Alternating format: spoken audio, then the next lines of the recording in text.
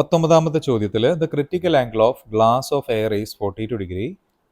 Observe the figure and answer the questions. Critical angle തന്നിട്ടുണ്ട്, 42 ഡിഗ്രിയാണ്. ചോദിച്ചത് ഈ ഫിഗർ നോക്കുക, ഫിഗർ കണ്ടല്ലോ. എന്താണ് ക്രിട്ടിക്കൽ ആംഗിൾ? മലയാളത്തിൽ ഗ്ലാസിൻ്റെ ക്രിട്ടിക്കൽ കോൺ 42 ഡിഗ്രി ആണല്ലോ. ചിത്രം നിരീക്ഷിച്ച് ചോദ്യങ്ങൾക്ക് ഉത്തരം പറയാം. ക്രിട്ടിക്കൽ കോൺ എന്ന് പറഞ്ഞാൽ എന്താണ്? അപ്പോൾ ഒരു കാര്യം മനസ്സിലായി, ഇതെന്താണ്? ഇതൊരു ഗ്ലാസ് ആണ്. ഫിഗറിൽ കണ്ടോ, ഇതൊരു ഗ്ലാസ് ആണ്. ഓക്കെ, ഇതെന്താ? എയർ ആണ്. ഇവിടെ ഒരു ലൈറ്റ് റേ ഇങ്ങനെ പോകുന്നുണ്ട്. ഈ ലൈറ്റ് റേ കണ്ടോ, ഇങ്ങനെ പോവാണ്. എവിടെ നിന്ന് എങ്ങോട്ടാണ് പോകുന്നത്? ഗ്ലാസ്സിൽ നിന്ന് എയറിലേക്ക്. ഗ്ലാസ് എന്ന് പറയുന്നത് എന്താ? ഒരു ഡെൻസർ മീഡിയമാണ്. എന്ത് മീഡിയമാണ്? Denser medium. എയർ എന്ന് പറഞ്ഞാലോ ഒരു റെയറർ മീഡിയമാണ്. അഥവാ ഒപ്റ്റിക്കൽ ഡെൻസിറ്റി കൂടിയതിനെയാണ്, പ്രകാശിത സാന്ദ്രത കൂടിയ മീഡിയത്തിനെയാണ് ഡെൻസർ എന്ന് പറയുന്നത്. ഒപ്റ്റിക്കൽ ഡെൻസിറ്റി കുറഞ്ഞ മീഡിയം അഥവാ പ്രകാശിത സാന്ദ്രത കുറഞ്ഞ മീഡിയത്തിനെയാണ് എന്ത് പറയുക? റെയറർ എന്ന് പറയുന്നത്. പ്രകാശിക സാന്ദ്രത കൂടിയ മീഡിയത്തിൽ നിന്ന് കുറഞ്ഞ മീഡിയത്തിലേക്ക് ഒരു ലൈറ്റ് റേ കടന്നു പോകുമ്പോൾ നമുക്കറിയാം അതിൻ്റെ കാര്യങ്ങളൊക്കെ എങ്ങനെയാണ്. ഇത് ശരിക്കും എങ്ങനെയാണ് പോകേണ്ടിയിരുന്നത്? ശരിക്കും ഇങ്ങനെ പോകേണ്ടിയിരുന്നത് അല്ലേ? പക്ഷേ അതെങ്ങനെയാണ് പോവുക? ഡെൻസർ ടു റെയർ മീഡിയം ആകുമ്പോൾ എങ്ങനെയാണ് പോവുക? അത് ഒരു ബെൻഡിങ് സംഭവിക്കും. ഡെൻസർ ടു റെയറർ ആകുമ്പം എവേ ഫ്രം ദ നോർമലാണ്. ഇതാണ് നോർമൽ. നോർമലിൽ നിന്ന് എവേ എന്ന് പറയുമ്പോൾ അത് എങ്ങോട്ടാണ് വരിക? ഈ ഡയറക്ഷനിലേക്ക് എന്ന് പറഞ്ഞാൽ ചെറിയൊരു ഇങ്ങനെ ബെൻഡിങ് ഇങ്ങനെ ഉണ്ടാവും. അപ്പോൾ ഇത് ഇങ്ങോട്ട് ചെരിഞ്ഞിട്ട് ഇങ്ങനെ പോകും. അങ്ങനെയാണ് ഉണ്ടാവുക, ശരിയല്ലേ? ഓക്കെ. പക്ഷേ ഇവിടെ ക്രിട്ടിക്കൽ കോൺ എന്ന് പറയുന്ന ഒരു കോൺസെപ്റ്റ് ഉണ്ട്. അതെന്താണെന്ന് വെച്ച് കഴിഞ്ഞാൽ ഇതിപ്പോൾ ഒന്നുകൂടെ അതിൻ്റെ വാല്യൂ മാറുകയാണെങ്കിൽ ഇത് ഒന്നുകൂടെ എന്ത് ചെയ്യാൻ? താഴേക്ക് വരാം. ഒന്നുകൂടെ വരികയാണെങ്കിൽ ഒന്നുകൂടെ താഴേക്ക് ഇങ്ങനെ വരാം, അല്ലേ? ഇങ്ങനെയൊക്കെ വരാം. അപ്പോൾ ക്രിട്ടിക്കൽ കോൺ എന്നുള്ള കോൺസെപ്റ്റ് എന്താണെന്നുള്ള കാര്യമാണ് നമ്മൾ പറയുന്നത്. ക്രിട്ടിക്കൽ കോൺ എന്ന് പറഞ്ഞു കഴിഞ്ഞാൽ ഇവിടെ ഒരു ഡെൻസർ മീഡിയത്തിൽ നിന്ന് റെയറർ മീഡിയത്തിലേക്ക് ലൈറ്റ് റേ ഇങ്ങനെ വരുന്ന സമയത്ത് അതിൻ്റെ ഇവിടുന്ന് റിഫ്രാക്റ്റ് ചെയ്യുന്ന ആംഗിൾ ഇങ്ങനെ പോവുകയാണെങ്കിൽ ഈ ഗ്ലാസിൻ്റെ സർഫസ് കൂടെ എങ്ങനെയാണ് പോകണമെന്ന് വിചാരിച്ചു. അങ്ങനെ പോയി കഴിഞ്ഞാൽ ഇവിടെ എത്രയാണ് ആംഗിൾ ഉള്ളത്? ഈ ഇൻസിഡൻ്റ് ആംഗിൾ, അതിനെയാണ് നമ്മൾ എന്ത് പറയുക? ക്രിട്ടിക്കൽ ആംഗിൾ എന്ന് പറയുക. അത് 42 അല്ല, അത് ഗ്ലാസിനെ സംബന്ധിച്ച് 52 അല്ല, ഗ്ലാസിനെ സംബന്ധിച്ച് എത്രയാണ്? 42 ആണ്. ഓക്കെ ആണല്ലോ? അപ്പോൾ 42 ക്രിട്ടിക്കൽ ആംഗിൾ 42 ആണ് എന്ന് പറഞ്ഞതിൻ്റെ അർത്ഥമാണ് ഈ ചിത്രത്തിൽ കാണിച്ചിട്ടുള്ളത്. അതായത് ഇവിടെ 42 ആകുമ്പോൾ ഈ 42 ആവുന്ന സമയത്ത് ഈ ഗ്ലാസ് എന്ന് പറയുന്നത് എന്താ? ഈ ഗ്ലാസ്സിൽ ഇങ്ങനെയായിരിക്കും, ഈ സർഫസ് കൂടെ ആയിരിക്കും എന്ത് പോവുക? അഥവാ ഇതിൻ്റെ ഈ ആംഗിൾ എടുത്ത് നോക്കൂ. ആംഗിൾ ഓഫ് റിഫ്രാക്ഷൻ എന്ന് പറയുന്നത് എത്രയാണ്? 90 ഡിഗ്രി ആയിരിക്കും. അതാണ് ഇവിടെ പറഞ്ഞിട്ടുള്ളത്. When light travels from a medium of higher optical density to a medium of lower optical density, the angle of incidence at which the angle of refraction is 90 degree is called critical angle. പ്രകാശിക സാന്ദ്രത കൂടിയ ഒരു മാധ്യമത്തിൽ നിന്ന് പ്രകാശിക സാന്ദ്രത കുറഞ്ഞ മറ്റൊരു മാധ്യമത്തിലേക്ക് പതിക്കുമ്പോൾ അപവർത്തന കോൺ 90 degree ആകുന്ന സന്ദർഭത്തിലെ പതന കോണിനെയാണ് ക്രിട്ടിക്കൽ കോൺ എന്ന് പറയുന്നത്. ക്ലിയർ ആണല്ലോ? ഇവിടെ അത് ഗ്ലാസിനെ സംബന്ധിച്ച് എത്രയെന്ന് പറഞ്ഞിട്ടുണ്ട്? 42 ആണെന്ന് പറഞ്ഞിട്ടുണ്ട്. അതായത് ഈ ആംഗിൾ 90 ഡിഗ്രി ഇങ്ങനെ ഇതിൽ കൂടെ ഇങ്ങനെ പോകുന്ന സമയത്ത് 90 ഡിഗ്രി ആംഗിൾ ആവുക. ഇനി ഇവിടെ എത്ര ആംഗിൾ? 42 ആണോ? അല്ല, എത്രയാണ്? 52 ആണ്. എന്ന് പറഞ്ഞാൽ it is greater than, angle is greater than critical കോൺ. ക്രിട്ടിക്കൽ ആംഗിളിനേക്കാളും കൂടുതലാണ്. ക്രിട്ടിക്കൽ ആംഗിൾ എത്രയായിരുന്നു? 42 ആയിരുന്നു. അതിനേക്കാൾ കൂടുതൽ 52 ഇവിടെ വന്നു. അപ്പം എന്താ സംഭവിക്കുക എന്നുള്ളതാണ്. ആ ഒരു കേസ് നമ്മൾ പരിഗണിക്കുകയാണെങ്കിൽ ഇതിലേക്കൂടെ 52 ആംഗിൾ വന്നു. ക്രിട്ടിക്കൽ കോണിനേക്കാൾ കൂടുതലാണ്. ക്രിട്ടിക്കൽ കോൺ ആണെങ്കിൽ ഇങ്ങനെ പോകുമായിരുന്നു, പക്ഷെ ക്രിട്ടിക്കൽ കോൺ അല്ല. അപ്പം എന്താ സംഭവിക്കുക? ക്രിട്ടിക്കൽ കോണിനേക്കാൾ കൂടുതലാവുകയാണെങ്കിൽ അത് ഇതേ മാധ്യമത്തിലേക്ക് തന്നെ, ഗ്ലാസ്സിലേക്ക് തന്നെ ഇങ്ങനെ റിഫ്ലക്റ്റ് ചെയ്ത് വരും. ഇതിന് ഈക്വൽ ആംഗിൾ ആയിട്ടായിരിക്കും ഉണ്ടാവുക. ഇങ്ങനെ റിഫ്ലക്റ്റ് ചെയ്ത് വരികയാണെങ്കിൽ അതിനെയാണ് നമ്മൾ എന്ത് പറയുക? ടോട്ടൽ ഇന്റേണൽ റിഫ്ലക്ഷൻ, പൂർണ്ണ ആന്തര പ്രതിഫലനം. Total internal reflection. ടോട്ടൽ ഇതവിടെ എഴുതിയിട്ടുണ്ട്. Explain the phenomenon of light that occurs. ഇവിടെ എന്താ സംഭവിക്കുക എന്നുള്ളത്, ഇവിടെ തന്നെ 42 ആണെങ്കിൽ ഇതാ ഈ സർഫസ് കൂടെ അങ്ങനെ പോവായിരുന്നു. പക്ഷെ 42 അല്ല, 42 കൂടുതലില്ല, ക്രിട്ടിക്കൽ ആംഗിളിനേക്കാൾ കൂടുതലായി. അങ്ങനെയെങ്കിൽ ടോട്ടൽ ഇന്റേണൽ റിഫ്ലക്ഷൻ ഇത് ഇങ്ങോട്ട് തന്നെ സെയിം മീഡിയത്തിലേക്ക്. അതവിടെ പറഞ്ഞേ, when light travels from a medium of higher optical density to a medium of lower optical density, if the angle of incidence is greater than the critical angle, then the light will be reflected back into the same medium instead of undergoing refraction. അതിനെയാണ് എന്ത് പറയുക, total internal reflection, പൂർണ്ണാന്തര പ്രതിഫലനം എന്ന് പറയുന്നത്. മലയാളത്തിൽ പറയുകയാണെങ്കിൽ പൂർണ്ണാന്തര പ്രതിഫലനം എന്ന് പറഞ്ഞാൽ പ്രകാശിക സാന്ദ്രത കൂടിയ ഒരു മാധ്യമത്തിൽ നിന്നും പ്രകാശിക സാന്ദ്രത കുറഞ്ഞ മറ്റൊരു മാധ്യമത്തിലേക്ക് ക്രിട്ടിക്കൽ കോണിനേക്കാൾ കൂടിയ പതനക്കോണിൽ പ്രകാശം പതിക്കുമ്പോൾ അപവർത്തനം സംഭവിക്കാതെ അത് ആദ്യ മാധ്യമത്തിലേക്ക് തന്നെ പ്രതിപതിക്കുന്ന പ്രതിഭാസമാണെന്ത്, പൂർണ്ണാന്തര പ്രതിഫലനം. അപ്പോൾ അതെങ്ങനെ വരും, നേരെ ഇങ്ങനെ വരും. മനസ്സിലായോ? എപ്പോഴത് 52 എന്ന് പറഞ്ഞാൽ എന്തിനേക്കാൾ കൂടുതലാണ്, ക്രിട്ടിക്കൽ കോണിനേക്കാൾ കൂടുതലാണ് ഈ ഇൻകമിങ് ഇൻസിഡന്റ് ആംഗിൾ എന്ന് പറയുന്നത്. ഓക്കെയാണോ? പതനക്കോൺ എന്ന് പറയുന്നത്, ഇത് പതനക്കോണും പുറത്ത് അപവർത്തന കോണാണ് പറയുന്നത്. അപ്പോൾ പതനക്കോൺ ക്രിട്ടിക്കൽ ആംഗിളിനേക്കാൾ കൂടുതലാകുമ്പോഴാണ് സംഭവിക്കുന്നത്. പതനക്കോൺ ക്രിട്ടിക്കൽ കോൺ ആംഗിളിന് ഈക്വൽ ആകുമ്പോൾ എന്താ സംഭവിക്കുക, അപ്പോൾ ഇവിടെ 90 ഡിഗ്രി റിഫ്രാക്ഷൻ ആംഗിൾ ഉണ്ടാവുക. ക്ലിയർ അല്ലേ? അവസാനത്തെ ചോദ്യമാണ് 20ാമത്തെ ചോദ്യം. Give reason for each of the following. A rapidly rotating Newton's colour disc appears white. ന്യൂട്ടന്റെ വർണ്ണപ്പമ്പരം എന്ന് കേട്ടിട്ടുണ്ടാവും. ന്യൂട്ടന്റെ വർണ്ണപ്പമ്പരം, ന്യൂട്ടന്റെ എന്ന് പറഞ്ഞു കഴിഞ്ഞാലേ അതിങ്ങനെ ഒരു ഡിസ്ക്കാണ്. ഇതിൽ പല കളേഴ്സ് ഉണ്ട് അല്ലേ, 7 കളേഴ്സ്. അതിൽ ബ്ലൂ ഉണ്ട്, റെഡ് ഉണ്ടാവും, ഗ്രീൻ ഉണ്ടാവും, ഇങ്ങനെ 7 കളേഴ്സ് ഉണ്ടാവും, 7 കളേഴ്സ്. എന്നിട്ട് വളരെ ഫാസ്റ്റായിട്ട് എന്ത് ചെയ്യും, റൊട്ടേറ്റിംഗ് ഫാസ്റ്റർ. അങ്ങനെ റൊട്ടേറ്റ് ചെയ്യുമ്പോൾ നമുക്കിത് വൈറ്റ് കളർ, ഈ കളറൊന്നും നമ്മൾ കാണില്ല, നമ്മളെന്തായിട്ട് കാണുക, ധവള വൈറ്റ്, വെള്ള നിറമായിട്ടാണ് ആ പമ്പരം കാണുക ഇങ്ങനെ കറക്കുന്ന സമയത്ത്. എന്താ കാര്യം എന്ന് വെച്ചാൽ നമ്മുടെ കണ്ണിനൊരു പ്രത്യേകതയുണ്ട്, പേഴ്സിസ്റ്റൻസ് ഓഫ് വിഷൻ എന്നാ പറയാം, അല്ലെങ്കിൽ വീക്ഷണ സ്ഥിരത എന്ന് മലയാളത്തിൽ പറയും. പേഴ്സിസ്റ്റൻസ് ഓഫ് വിഷൻ അല്ലെങ്കിൽ വീക്ഷണ സ്ഥിരത എന്ന് പറയുന്ന സംഭവം. അതായത് നമ്മളൊരു സാധനം ശരിക്കും കാണുമ്പോൾ ഒരു സെക്കൻഡിനെ 16 കഷ്ണമാക്കി മാറ്റിയിട്ടുണ്ടെങ്കിൽ അതിലൊരു കഷ്ണം എടുത്താൽ എത്ര നേരം ഉണ്ടാവും, അഥവാ 1/16 സെക്കൻഡ്. 1/16 സെക്കൻഡ് അത്രയും നേരം ഒരു ഇമേജ് നമ്മുടെ ബ്രെയിനിൽ ഇങ്ങനെ തങ്ങി നിൽക്കുന്നുണ്ട് എന്നാണ് പറയുന്നത്. അപ്പോൾ നമ്മൾ ഒരാളെ കാണുന്നത് നമ്മൾ കണ്ടു കഴിഞ്ഞ് ഒരു 1/16 സെക്കൻഡ് നേരത്തേക്കും കൂടെ ആ ഒരു ഇമേജ് നമ്മളെ കണ്ണിലുണ്ട്, അയാൾ നമ്മളെ ബ്രെയിനിലുണ്ടാവും. അപ്പോൾ നമ്മൾ അയാളെ കാണുന്നുണ്ട് കുറച്ചു നേരം കൂടെ. അപ്പോൾ നമ്മൾ ശരിക്കും അവിടെ നിൽക്കുന്ന സമയത്തിനേക്കാൾ കുറച്ചും കൂടെ സമയം നമ്മൾ കാണുന്നത്. എത്ര സമയം? ആ സമയം വളരെ ചെറിയ സമയമാണ്. ഒരു 16 സെക്കൻഡിനെ 16 കഷ്ണമാക്കിയാൽ അതിലൊരു ഒരു ഭാഗം അത്രയും നേരത്തേക്ക് നമ്മൾ എന്ത് ചെയ്യുന്നുണ്ട്, ഒരു ഇമേജ് അവിടെ നിന്ന് മാറിയാലും, നമ്മുടെ മുന്നിൽ നിന്ന് മാറിയാലും നമ്മൾ എന്ത് ചെയ്യുന്നുണ്ട്, കാണുന്നുണ്ട്. അപ്പോൾ ഈ വർണ്ണ പമ്പരത്തിൽ പമ്പരം ഇങ്ങനെ ഇവിടെ ഇവിടെ ബ്ലൂ കളറാന്ന് വിചാരിച്ചോ, ഇവിടെ നമുക്ക് ഗ്രീൻ കൊടുക്കാമല്ലോ അല്ലേ. അപ്പോൾ ഇവിടെ ബ്ലൂ കളർ ഉണ്ട്, ഇവിടെ ബ്ലൂ കളറാണ്. ഈ ബ്ലൂ കളറ് ഇങ്ങോട്ട് പോകും. ഈ ബ്ലൂ കളർ തിരിഞ്ഞ് അങ്ങോട്ട് പോകില്ലേ? അങ്ങനെ തിരിഞ്ഞ് പോയാൽ അപ്പുറത്ത് ആ ബാക്കിലുള്ള കളർ, ഇപ്പോൾ ഗ്രീനാണ് ഇവിടെ ഉള്ളതെന്നുണ്ടെങ്കിൽ ആ ഗ്രീൻ ഇപ്പുറത്തേക്ക് വരും. പക്ഷേ ഗ്രീൻ ഇപ്പുറത്തേക്ക് വരുമ്പോഴത്തേനും അവിടെ നേരത്തെ ഉണ്ടായിരുന്ന ബ്ലൂ നമ്മുടെ കണ്ണിൽ കുറച്ചു നേരം കൂടെ ഉണ്ടാവും.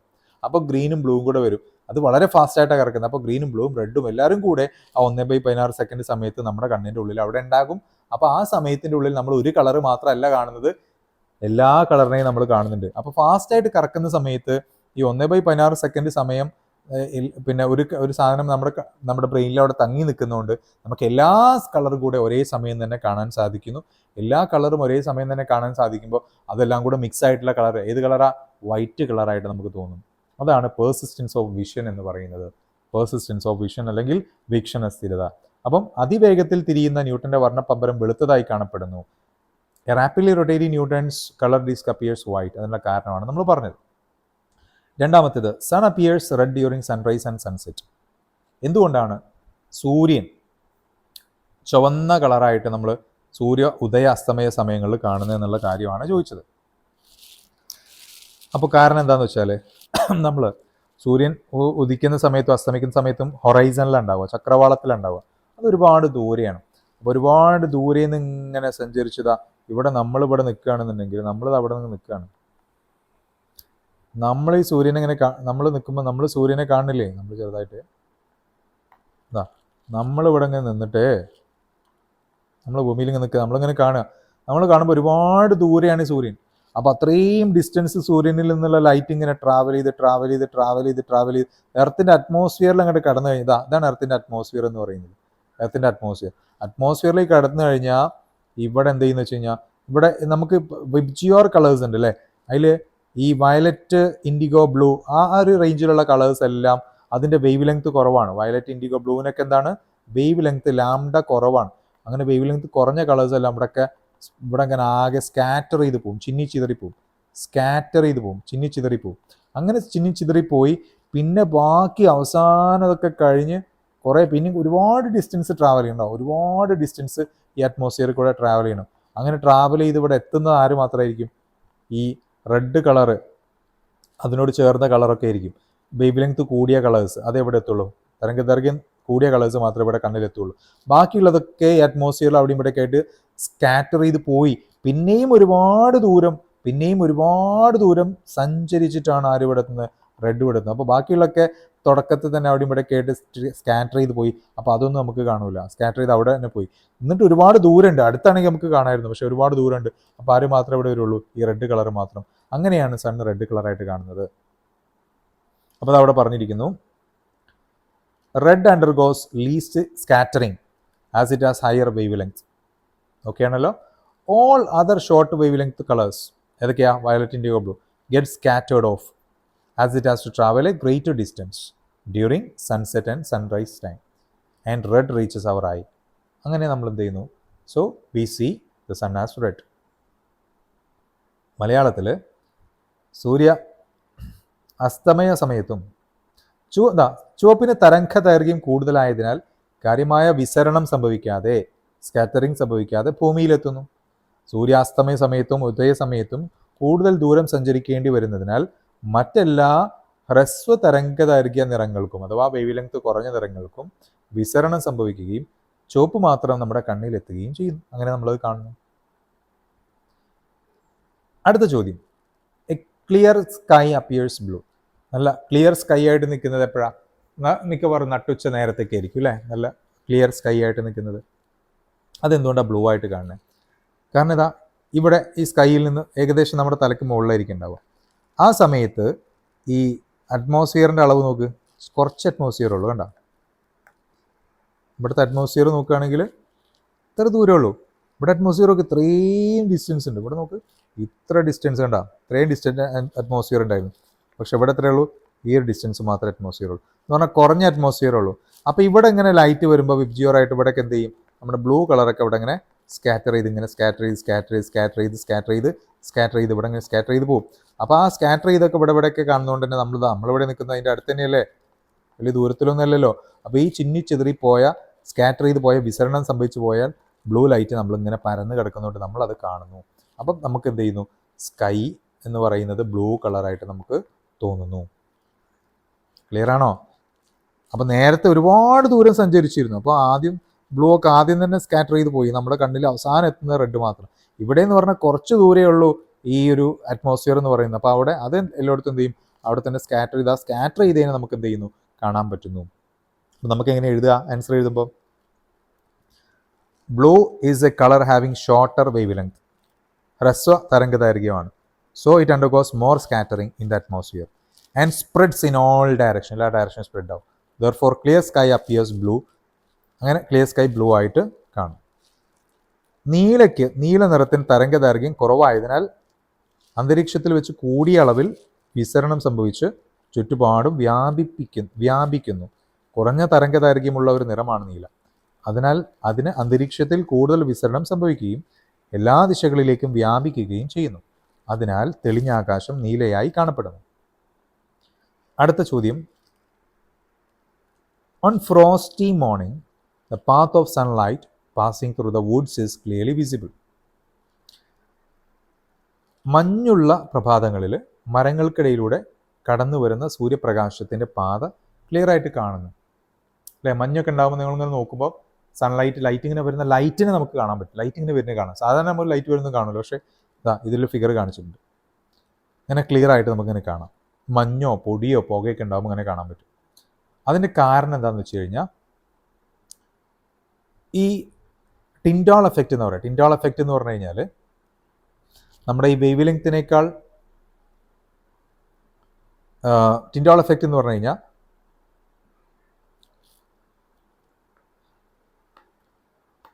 നമ്മുടെ പിന്നെ കൊളോയിഡ് അല്ലെങ്കിൽ സസ്പെൻഷൻ എന്നൊക്കെ പറയും നമ്മൾ ചില സൊല്യൂഷൻ അല്ലേ, കൊളോയിഡൽ പാർട്ടിക്കിൾ സസ്പെൻഷൻ. ഇപ്പം നമ്മളിപ്പോൾ ഈ കുറേ പുക അല്ലെങ്കിൽ മഞ്ഞ് ഇതുപോലെയുള്ള സംഭവങ്ങളൊക്കെ ഉണ്ടാകുമ്പോൾ അതിലുള്ള പാർട്ടിക്കിൾസ് ഉണ്ടാവുമല്ലോ, പദാർത്ഥങ്ങൾ ഉണ്ടാവുമല്ലോ. ആ പദാർത്ഥങ്ങളിൽ ലൈറ്റ് പ്രകാശം തട്ടിയിട്ട് അതിങ്ങനെ വിസരണം സംഭവിക്കുക. അങ്ങനെ വിസരണം സംഭവിക്കുന്നുണ്ട്. പ്രകാശം ഈ മഞ്ഞിലും മഞ്ഞിൻ്റെ പദാർത്ഥങ്ങളിലും അതുപോലെ പുകയിലും ഒക്കെ തട്ടി വിസരണം സംഭവിച്ച് അത് എന്ത് ചെയ്യുന്നു, നമുക്ക് വിസിബിൾ ആവുന്നു. അതാണ് എന്താ പറയുക, ടിൻഡോൾ എഫക്റ്റ് എന്ന് പറയുക. ടിൻഡോൾ എഫക്റ്റ്. ഈ ടിൻഡോൾ എഫക്റ്റ് കാരണമാണ്, സയൻറ്റിസ്റ്റിൻ്റെ പേരാണ് ടിൻഡോൾ. അദ്ദേഹമാണ് അത് ആദ്യം ഒബ്സർവ് ചെയ്തത്. അപ്പോൾ അത് കാരണം നമ്മൾ എന്ത് ചെയ്യുന്നു, ഇങ്ങനെ ആ ലൈറ്റിനെ പ്രകാശിതമാവുന്നു, ലൈറ്റ് കാണപ്പെടുന്നു. ഓക്കെ ആണല്ലോ. അപ്പോൾ അതാണ് ഫ്രോസ്റ്റി മോർണിംഗിൽ, മഞ്ഞുള്ള രാവുകളിൽ, പ്രഭാതങ്ങളിൽ നമ്മൾക്ക് അങ്ങനെ ലൈറ്റിൻ്റെ പാത കാണാനുള്ള കാരണം. ടിൻഡോൾ പ്രഭാവം അഥവാ ടിൻഡോൾ എഫക്റ്റ്, അതുകൊണ്ടാണ് അങ്ങനെ സംഭവിക്കുന്നത്. പിന്നെ നേരത്തെ പറഞ്ഞ ബ്ലൂ കളർ ആകാനുള്ള അതിന് വേറെ പേര് വിളിക്കും, റെയ്ലി സ്കാറ്ററിംഗ് എന്ന് പറയും. റെയ്ലി സ്കാറ്ററിംഗ്, അതായത് നമ്മുടെ ഈ സ്കാറ്ററിംഗ് സംഭവിക്കുന്ന ആ പദാർത്ഥങ്ങൾ തട്ടിയിട്ടാണല്ലോ ലൈറ്റ് ഇങ്ങനെ ചിന്നി ചിതറുന്നത്, വിസരണം സംഭവിക്കുന്നത്.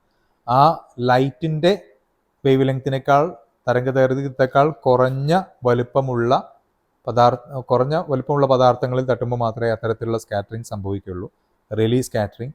അപ്പോൾ ആ സ്കാറ്ററിങ്ങിന് ഇൻവേഴ്സ്ലി പ്രൊപ്പോർഷണൽ ടു λ⁴ എന്നൊക്കെ പറയാറുണ്ട്. ജസ്റ്റ് ആ പോയിന്റും കൂടെ പറഞ്ഞു എന്ന് മാത്രമേ ഉള്ളൂ. ഓക്കെ ആണല്ലോ.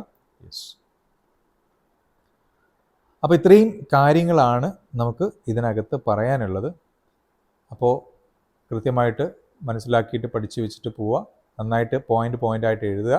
നമ്മൾ എക്സ്പ്ലെയിൻ ചെയ്തിട്ടുണ്ട്, പോയിൻ്റായിട്ട് ഇതിൽ കാണിക്കുകയും ചെയ്തിട്ടുണ്ട്. നിങ്ങൾ ജസ്റ്റ് ആ പോയിന്റുകളൊന്ന് നോട്ട് ചെയ്ത് വെച്ച് ആ പോയിന്റുകൾ എന്ത് ചെയ്യുക, എഴുതിയെടുക്കുക. ഇതാണ് നമ്മൾ അവസാനമായിട്ട് പോയിന്റുകൾ ഒന്നുകൂടെ നോക്കാം. അവിടെ പറഞ്ഞിട്ടുണ്ട്, സ്ക്രീൻഷോട്ട് എടുത്ത് നോക്കുക. ഓക്കെ. അപ്പോൾ എല്ലാവിധ ഭാവുകങ്ങളും all the best. Thank U.